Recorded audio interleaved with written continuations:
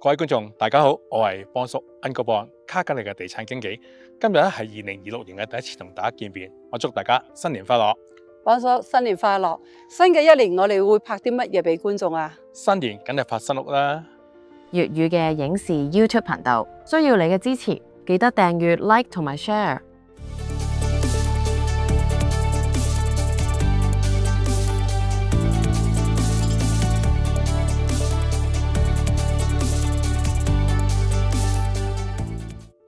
前我知道好多觀眾咧都覺得今年咧個樓市咧係唔多樂觀嘅。我都同意啊，今年咧仍然屬於 buyer market， 但係咧只係屬於二手屋嘅市場，新屋咧仍然係好強勁噶。新樓同二手樓最大嘅分別就係冇人會知道咧二手樓咧有幾大嘅供應量，可以喺一夜之間咧成條街咧都掛晒呢個 for sale sign 嘅。新樓就唔同啦，新樓嘅交屋周期咧係好長嘅。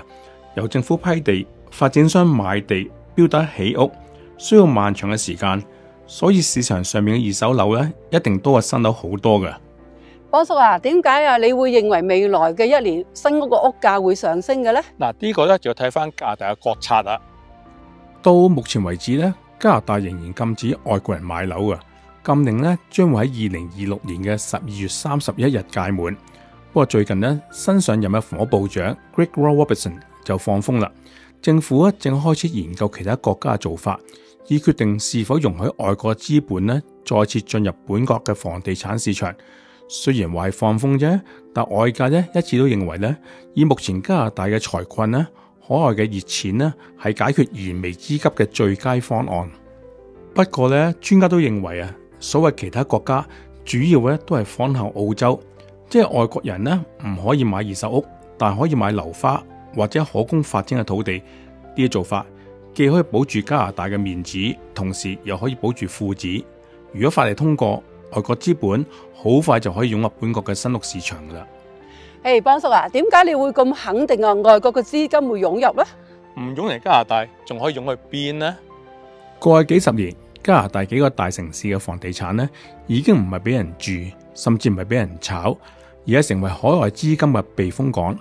原因係加拿大有一個非常穩定嘅政治環境，同一套完善嘅法治。喺好多外國人眼中，加拿大地產已經係保險商嘅代名詞。如果唔係加拿大政府，都唔使搞個空置稅啦。當混濁變成一種常態，唔好話清泉連安全嘅地方都買少見少。除咗國策之外，仲有外交政策。美加嘅關稅戰越演越烈，令建築材料價格暴升。如果關稅戰唔緩和，羊毛只會出自羊身上，材料貴，新屋嘅價格自然高。此外，本地人對新屋嘅剛需，亦會係價格上升嘅因素。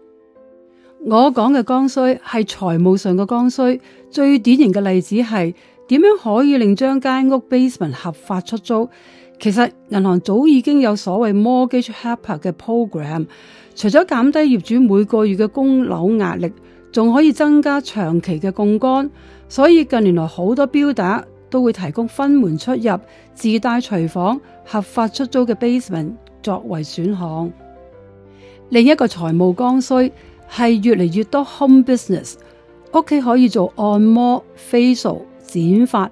home business 嘅牌照係受政府嘅監管，二手樓好難符合，最後都係要揾標打度身訂造。今集我哋先講到呢一度，下一集我哋會繼續係講新屋噶。如果大家對新屋有興趣，或者想知多啲點樣可以用間新屋去衍生一個被動收入，歡迎聯絡我或者下邊留言。多謝大家收睇，我哋下一集再見啦，拜拜。